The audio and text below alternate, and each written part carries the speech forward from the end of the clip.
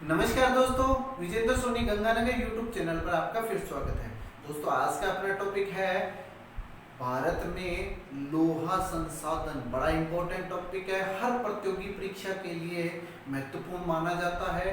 तो भारत में यदि लोहा अयस्क की बात करें तो इसलिए महत्वपूर्ण हो जाता है क्योंकि विश्व में यदि हम किसी भी देश के विकास की बात करें तो विकास का आधार हम किसको मानेंगे? लोहा इस्पात उद्योग को। और लोहा इस्पात उद्योग के लिए जो सबसे आवश्यक शर्त होती है वो लोहा अयस्क होती है। अयस्क क्या हुआ? लोहे का जो प्राकृतिक रूप में धरातल से हमें खनिज के रूप में मिलता है उसको क्या कहते हैं? लोहा अयस्क। और ये अयस्क हमें कितने रूप में मिलता है वो हम चर्चा करेंगे, लेकिन सबसे पहले हम देख लेते हैं क्या कि आधुनिक सभ्यता की दूरी किसको कहा जाता है? लोहा अयस्क को कहा जाता है। यदि उद्योगों की दूरी कहें तो क्या आएगा? उद्योगों की दूरी कहें तो आएगा कोयला। और यदि दूरी उद्योग कहें तो आएगा लोहा। तो ये दूरी उद्योग माना जाता है। कौन सा? लोहा इस्पात उद्योग। क्लियर है? और यदि हम लोहे के प्रकार की बात करें तो ये 4 प्रकार का होता है। सबसे उत्तम किस्म का सबसे शुद्ध जो लोहा माना जाता है वो मैग्नेटाइट प्रकार का होता है। और मैग्नेटाइट का वर्तमान में सूत्र भी पूछने लग गए हैं कि मैग्नेटाइट, हेमेटाइट और लिमोनाइट, सीडराइट, इनके सूत्र क्या होते हैं? तो मैंने यहाँ पर सूत्र भी लिखे हुए हैं, याद कर लेना। जो मैग्नेटाइट प्रकार का है उसका सूत्र होता है Fe3O4। मतलब इसमें जो आयरन की मात्रा है वो 72% तक होती है। इसलिए इसका रंग हमेशा कैसा होगा? काला भूरा होगा, मतलब कालिक लिए हुए होगा। और यदि इसकी बात करें मैग्नेटाइट की तो सबसे बड़ी विशेषता इसकी ये है कि इसमें सर्वाधिक चुंबकत्व पाया जाएगा। सर्वाधिक चुंबकत्व किस में होता है? मैग्नेटाइट प्रकार के लोहे में होता है। और यदि हम इसका भारत में वितरण देखें तो कहाँ पाया जाएगा? कर्नाटक में, तमिलनाडु में। ये 2 जगह विशेष ध्यान में रखना, कर्नाटक और तमिलनाडु, यहाँ पर इसका वितरण पाया जाता है। भारत में सबसे ज्यादा जो लोहा पाया जाता है वो हेमेटाइट प्रकार का है। हेमेटाइट प्रकार का है और इसका सूत्र क्या होता है? Fe2O3।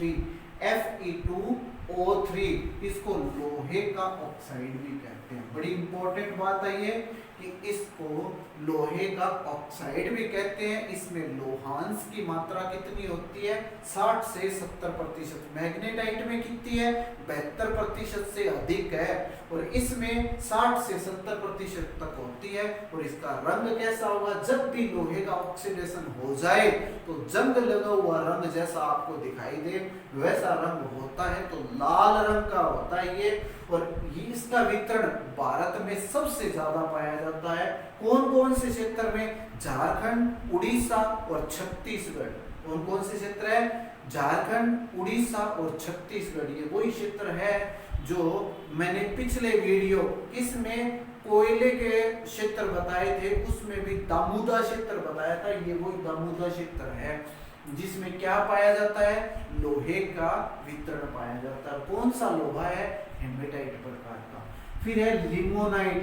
लिमोनाइट का सूत्र क्या होता है? 2Fe2O3। और इसके साथ क्या जुड़ गया?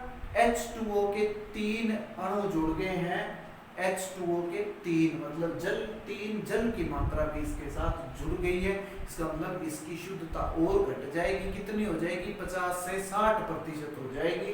और ये रंग कैसा देगा? पीला रंग देगा। और इसका वितरण देखें तो कहां पर पाया जाता है? जहां पर नदी का बहाव अपने को ज्यादा मिलेगा। कौन सा क्षेत्र? पश्चिमी बंगाल का क्षेत्र। और पश्चिमी बंगाल का भी विशेष कौन सा? रानीगंज। देखिए, रानीगंज हमने कोयला क्षेत्र में भी पढ़ा है और रानीगंज हम लोहा क्षेत्र में भी पढ़ रहे हैं। किस में? जो पश्चिमी बंगाल का क्षेत्र है उसमें, पश्चिमी बंगाल के वितरण में। क्या? लोहे का भी और कोयले का भी। नेक्स्ट, सिडेराइट, ये सबसे घटिया किस्म का लोहा प्रकार है। इसका सूत्र क्या है? Fe2CO2, कार्बन की मात्रा आ गई है इसमें, तो ये वो लोहा है जिसमें कार्बन की मात्रा भी पाई जाती है, कार्बन की मात्रा भी पाई जाती है। शुद्धता कितनी है? 40 से 50% तक होती है। और इसका रंग देखें तो राख की भांति भूरा दिखने वाला रंग होता है, राख की भांति। क्लियर है? तो ये लोहे के 4 प्रकार हैं। अब बात करें कि भारत में यदि भंडारण और उत्पादन की दृष्टि से इसमें से सवाल ज्यादा पूछे जाते हैं, इसलिए मैंने वीडियो की शुरुआत में ही आपको इसके भंडारण और उत्पादक क्षेत्र का परिचय दे दिया। भंडारण में देखें तो सबसे पहले कर्नाटक आएगा। पहले ये उड़ीसा माना जाता था, वर्तमान में कर्नाटक है। कर्नाटक में सबसे ज्यादा भंडार है, उसके बाद में उड़ीसा में, फिर झारखंड में। क्लियर है? फिर उत्पादन की बात करें, उत्पादन चाहे कोयला हो चाहे लोहा हो, ऊ से उत्पादन तो ऊ से उड़ीसा, कोयले का भी उड़ीसा और लोहे का भी उड़ीसा। उत्पादन सबसे ज्यादा उड़ीसा में होगा, ऊ याद रखना। दूसरा कौन सा हुआ? उत्पादन में कर्नाटक, और तीसरा छत्तीसगढ़ है। अब यहाँ ध्यान रखना, यहाँ पर झारखंड का नाम नहीं आया है। किसमें? उत्पादन की दृष्टि से पहले 3 में। क्लियर है? अब हम देखते हैं कि भारत के राज्यों के आधार पर हम लोहे का वितरण एक एक राज्य के संदर्भ में पढ़ लेते हैं, देखते हैं। यस, अब कॉपी पेन हाथ में लें और जैसे मैं बता रहा हूं, एक एक राज्य के कौन से विशेष उत्पादक क्षेत्र हैं उनको नोट करते चले जाएं। यहाँ से जरूर सवाल पूछा जाएगा, मेरा प्रॉमिस आपके साथ। ये कॉपी पेन हाथ में रखना और एक एक क्षेत्र देखते चले जाना। सबसे पहले हम बात करते हैं दक्षिण भारत से केरल की। देखिए, केरल में जो एकमात्र स्थान है वो कोझिकोड है। कोझिकोड से लोहा अयस्क निकलता है। ठीक है, ये याद रखना है। केरल, मैं साथ के साथ इसको इरेज कर रहा हूँ। दूसरा, तमिलनाडु के, दक्षिण भारत से हम स्टार्ट करें। तमिलनाडु में 4 क्षेत्र आपने याद रखना है। एक तो मदुरै, एक तिरुचिरापल्ली और एक अर्काट। ये तो वो क्षेत्र हैं। सलेम वो जगह भी है, लोहा अयस्क तो मिलता ही है यहाँ पर, वो जगह भी है जहाँ लोहा इस्पात संयंत्र भी लगा हुआ है। कहाँ पर? तमिलनाडु में। ध्यान में रखनी है ये बात। फिर हम बात करते हैं कर्नाटक की। देखिए, कर्नाटक वो राज्य है जो सबसे ज्यादा जमाव की दृष्टि से देखा जाता है और दूसरा बड़ा उत्पादक भी है। इस पर यदि हम इस तटीय क्षेत्र की तरफ देखें तो कौन कौन से क्षेत्र आएंगे? धारवाड़, शिवमोगा, कुद्रेमुख और केम्मनगुड़ी। लिख लेना इसको साथ के साथ, धारवाड़, शिवमोगा, कुद्रेमुख और केम्मनगुड़ी। जरूर पूछा जाता है इसमें से सवाल। और यदि हम आंतरिक भाग की तरफ जाएंगे तो कौन कौन से?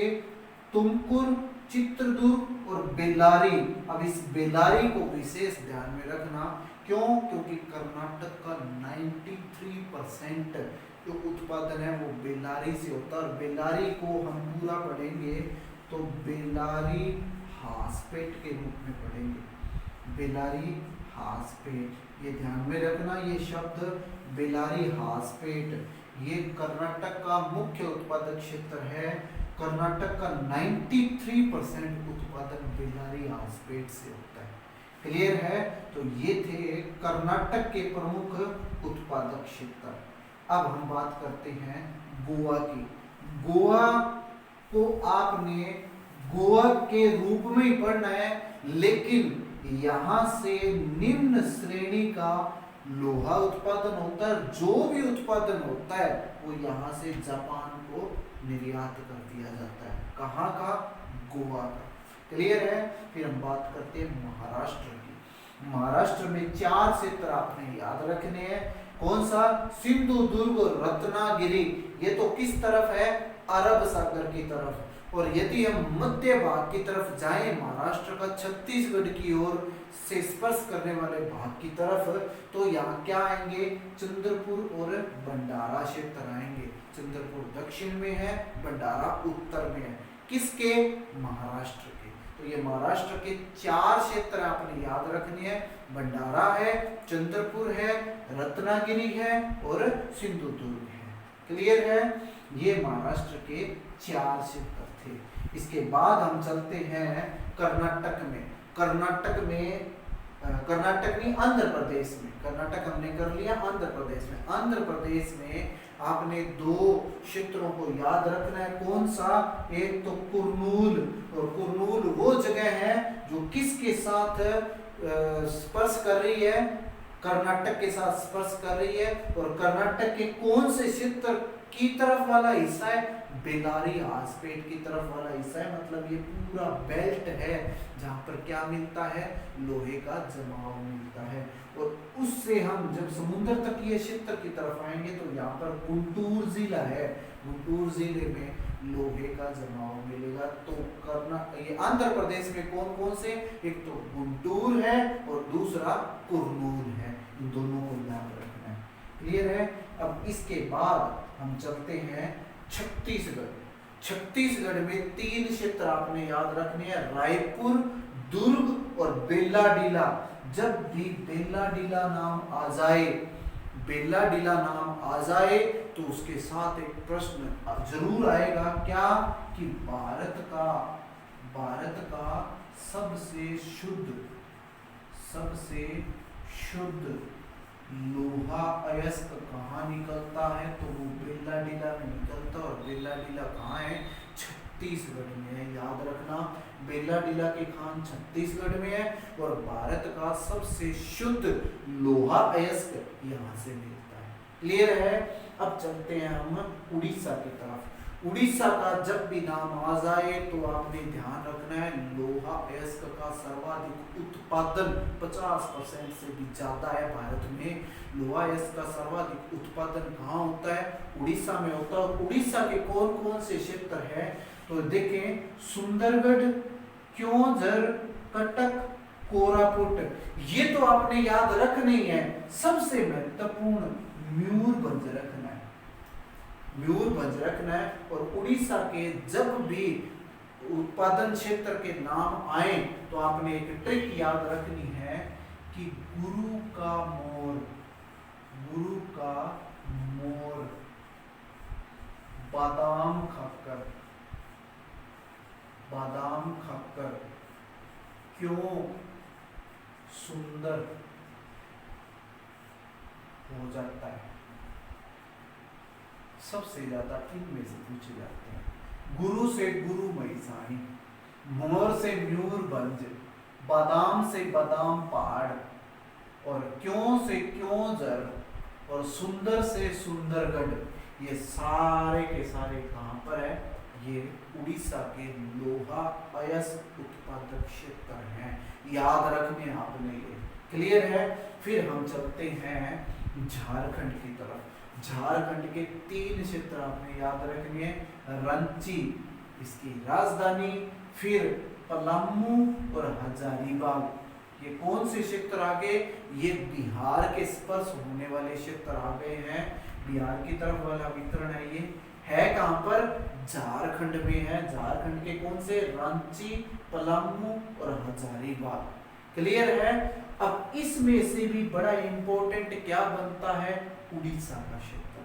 क्यों, क्योंकि उड़ीसा के क्षेत्र से जो भी लोहा इस्पात के कारखाने हैं, चाहे वो पश्चिमी बंगाल के हो, चाहे वो झारखंड के हो, चाहे वो छत्तीसगढ़ के हो, चाहे वो स्वयं उड़ीसा के हो, यहाँ से लोहा इस्पात सब जगह पर सप्लाई किया जाता है।